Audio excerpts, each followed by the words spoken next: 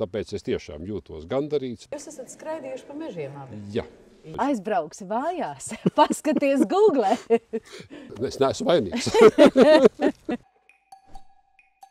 Vai tu zini, ko par tevi stāsta, piemēram, Google? Pirmkārt, nezinu. Otrkārt, es nemaz nedomāju, ka vajadzētu tur daudz ko zināt un kāda tam visam vispār nozīme ir. Jo šobrīd taču laiks ir tāds, ka svarīgs ir tas šī brīža fakts. Kāda nozīme, kas bija pirms 10 gadiem. Interesanti ir tas, ka Google kā reiz par tevi šobrīd stāsta šī brīža faktu. Ļoti labi. Ja meklē Jāni Strautmani, tad parādās divas atpazīstamas personības. Viens no tiem esi tu, Jānis Strautmanis, Banku augstskolas vadības zinātņu katedras vadītājs, bet otrs Jānis Strautmanis arī ir ļoti interesants. Tiesa gan viņš jau vairs nestaigā pa šo zemes virsu, bet ir viens ļoti atpazīstams Jānis Strautmanis, kurš ir ainavu gleznotājs. Vai tev skolā patika zīmēt? Es nemaz tādu nezinu. Jānis Strautmani ainavu gleznotāju. Aizbrauksi mājās, paskaties Google. Es zinu tādu universitātes profesoru, kurš arī nelaiķis, kurš vides tiesību grāmatas rakstīja. Nu redz, ir viens cits Jānis Strautmanis, kurš starp citu jūs abas divas augstskolas profesors ir tā kā paspiedis maliņā. Ir vērts paskatīties mazliet. Interesants ainavas. Kāpēc mēs atbraucām uz staciju? Tāpēc, ka 4 dienas nedēļā aizbraucu uz darbu. Un tikai 4. kad doma ir. Bet vēl mēs atbraucām uz staciju. Nu, tu man atvedi šeit, un tāpēc es tev parādīšu vienu no manām Siguldas mīklām. No kur tā? Man ir kopā 3 mīklas, ko es nezinu Siguldā. Jā. Pirmā no tām ir, kur palika 3. ceļš? Kas ir 3. ceļš? Kur 2. ceļš, kur 4. Kur palika 3. ceļš? Bet šis ir labs. Es arī nezinu, kur palika 3. ceļš. Es nezinu, kas ir Juris Ozols. Es nezinu no visiem seniem laikiem, kas tur tā ieliņa Kāpēc ir tā slavenā. Jura Ozola Kas jau, jā. ir Juris Ozols? Un trešā lieta, ko es nezinu, ir, kur Pazemes alā ir ala Pazemē. Es zinu Pazemes salas klinti. Jā. Bet kur tur ir Pazemes sala, to es nezinu. Nu tad mums kā vēsturniekiem ir visas iespējas to noskaidrot. Pētniekiem. Gan par 3. ceļu, gan par Juri Ozolu, gan par Pazemes salu, jā. Man ir attiecības ar Malpils zemenēm. Tas ir kādas? Tas nav tās, kas tagad ir. Jā. Bet kādreiz mēs sporta nometnes bija vasarā, un tajā gadā kaut kāds 6. klase varēja būt. Malpilī mēnesi dzīvojām, treniņu nometnē, un naktīs, ko darījām, gājām pa Malpils dārziņiem zakt zemenes. Un tā, kad publici atkal nosaukumu Malpils zemenes, tad man atsauc atmiņā šo nedarbu. Tev vienmēr ir asociācija. Jā, asociācijas ļoti strādā. Bet atgriežoties pie vēstures, mums abiem šajā dzīvē ir kaut kas kopīgs. Un kas tas ir? Sēdēšana šajā ēkā, es domāju. Tas varētu būt viens. Un vienāds amata nosaukums. Domes priekšsēdētāja vietnieks. Vienīgi tas, ka es biju pilsētas domes priekšsēdētāja vietnieks, bet pilsēta izputēja un kļuva par novadu, kas patiesībā ir liels pagasts. Un cik gadus tu biji Tālim Puķītim vietnieks? 2 sasaukumus. No 94. Oi, tas bija jautrs laiks. Es gribētu teikt, ka tie bija jautrie 90. Tātad, tu mēro ceļu uz Banku augstskolu.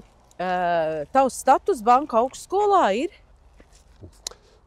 Pie studentiem es sāku jau iet ļoti maz. Ir izaudzināta jaunā paudze. Es esmu vairāk administratīvs darbs šobrīd. Katedru vadu. Un šajās laikos ieviesa jaunu pārvaldes institūciju, augstskolu padomes. Un tad tajā 5 locekļu padomē, tad man arī tas administratīvais darbs ir viens no. Un man ir patiesībā prieks tas, ka es tagad tikko paskaitīju, mēs manā katedrā 14 pasniedzēji, no kuriem 6 ir tādi, kas pie mums iestājās kā bakalauri. Un tagad izauguši pilnībā, tā paudžu nomaiņa ir notikusi. Un tas ir patiesībā foršu gandarījums. Tev ir tā fantastiskā iespēja, kā skolotājiem redzēt, kā tavi audzēkņi pārspēja mani. Pārspēja tevi. Par to runājot, ar citu, mums abiem diviem šī ir otra lieta, kas mums ir kopīga. Mēs abi divi esam skolotāji, bet ir viena lieta, ko man liekas, es tev esmu teikusi, kas arī varētu būt no sērijas, kā būtu, ja nebūtu. Es tev esmu teikusi, ka es tevi uzskatu par savu politisko skolotāju.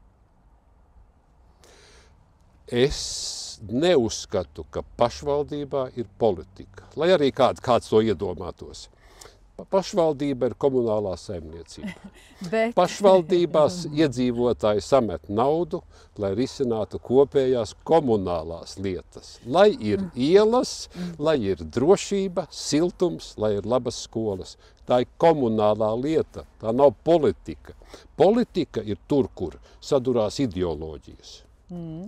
Šeit nesadurās ideoloģijas, te primitīvas ambīcijas sadurās. Tā nav politika. Bet es no tevis esmu daudz mācījusies. Es neesmu vainīgs. Bet es tev prasīju, vai tev skolā patika zīmēt? Nevisai. Ķēpāties, jā, bet tā nopietni gleznot. Nu labi, otrs mākslas priekšmets, vai tev skolā patika dziedāt? Bet zini, es esmu tas gadījums, par ko saka, tēti, beidz dziedāt šūpuļdziesmu, es gribu gulēt. Par treniņu nometnēm, tad tu trenējies kādā sportveidā? Visi siguldieši izgāja kalnu slēpošanai cauri. Ja, un līdz ar to, ja es tev prasītu tagad ātros jautājumus, kalnu slēpes vai distanču slēpes? Nē, tagad distanču. Patiesībā tas, ko par globālo sasilšanu runā, tad 70. gadu beigās, kad bija šīs lielās vētras tie gadi, tad arī bija ārkārtīgi siltas ziemas un tā kalnu slēpošana izputēja. Un tad jau es pārmetos uz orientēšanos sportu. Tāpēc man ar Māri Mitrēvicu sanāca sadarbība. Tad jūs esat skraidījuši pa mežiem abi? Jā.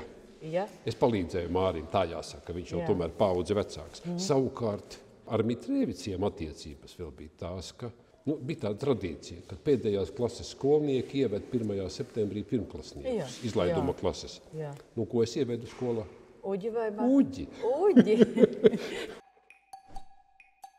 Jāni, es tevi atvedu, tu pukojies, kāpēc es tevi atvedu uz tirgu. Es tevi atvedu uz tirgu. Liksi kaut ko pirkt, ja? Es tevi atvedu uz tirgu, tāpēc, ka šī ir viena no tām vietām Siguldā, kura man ļoti patīk. Kura ir tava mīļākā vieta Siguldā? Nē, protams, sava nozīme ir arī tirguma. Sevišķi tas vasarā, rudens pusē, ka te bija īsta bagātība. Bet patiesībā mana lielā simpātija ir Grava. Grava. Tā ir tāda privilēģija, kas nav dota nevienam citam baltietim te dzīvot Siguldā, kur ir 2 tilti. Tu vari šķērsot Gauju vienā virzienā, vienā pusē, otrā atpakaļ atgriezties. Kam vēl tāda laime? Visos gada laikos. Bet nē, tirgus ir foršs. Un tie cilvēki ar vien vairāk ir to cilvēku, kas kaut ko rada. Šī saruna noslēdzās parasti ar sauso atlikumu, kas iet ar jautājumu, kā būtu, ja nebūtu Jāņa Strautmaņa. Tu pats pateiksi vai man izstāstīt? Labāk aizbraucam uz Krišāņa Baronielu. Labi. Un tad es izstāstīšu. Labi. Jāni, tad, kad mēs gatavojamies šai sarunai, es tev uzdevu jautājumu, kur tu gribētu Siguldā filmēties? Tu zini, kāpēc šeit? Tāpēc, ka es jūtos pilnīgi drošs, ka to naudu, ko man ir samaksājuši, kā domas priekšsēdētāja vietniekam algā, un pēc tam, kā deputātam atlīdzībā, es sen esmu atpelnījis. Jo pirms tiem daudziem gadiem, pirms 25 gadiem, tad, kad nebija nekādu fondu, nebija pat domas, ka mēs varētu tikt Eiropā, mēs tikām pie Pasaules bankas finansējuma šīs skolas siltināšanai. Tad bija absolūti nesalīdzināma summa ar mūsu iespējām un budžetu. Tas bija tāds pilotu projekts. Un patiesībā domē toreiz arī nebija neviena cilvēka, kas ar projektiem strādātu, jo projektu tādu nebija. Ja, un to mēs dabūjām, un tas ir šīs skolas nelaime. Jo viņa tika nosiltināta pirms 25 gadiem, un tagad tas viss ir novecojis. Pirmā. Latvijā pirmā. Latvijā. Mēs tā pūlējāmies, lai šo projektu vinnētu. Tāpēc es tiešām jūtos gandarīts, bet tā ir sena pagātne. Un tāpēc man ir lielas bēdas un skumjas par to, kas notika pirms gada. Tad, kad domes priekšsēdētāja Līga Sausiņa gatavoja savu budžeta projektu, tad bija ielikta nauda šīs skolas renovācijai, projektēšanas uzsākšanai. Bet notika tā, ka notika varas maiņa, zēni pārņēma varu un savā bravūrā no budžeta projekta šo izmeta. Atmet skolas attīstīšanu cilvēki, kas paši ar izglītību saistīti. Atbīda šo projektu, es nezinu, savas bravūras pēc varas iekārēm.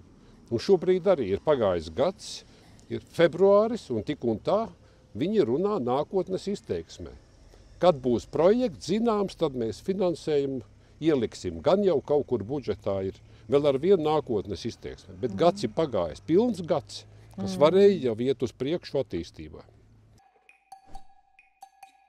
Redzi, te es varu izstāstīt to vēl vienu lietu, kā būtu, ja nebūtu Jānis Strautmanis. Tad sestdienas rītos mēs nesatiktos ar tevi, jo mums ir noregulēts pulkstens uz 9:00. 9:00 ir jābūt šeit. Tad, kad vēl lielais daudzums nav. Ja? Bet visi tirgotāji, arī tie tālākie, ir jau ieradušies. Tas ir tas labākais brīdis, kad tu dabū to labāko nosmelkrējumu. Redzi. Un patiesībā šīs dienas galvenā atziņa ir tā, ka mums gan dzīves sajūtās, gan dažādos dzīves notikumos ir daudz kas kopīgs. Tas nozīmē, ka tāda laba, stipra komanda veidojās. Bet vēl es tev teikšu, ka patiesībā jāmeklē arī atšķirīgais. Jo atšķirīgais savstarpēji papildinoties veido vislabāko komandu. Jā, un tā varētu būt šīs dienas galvenā doma, vai ne? Jā.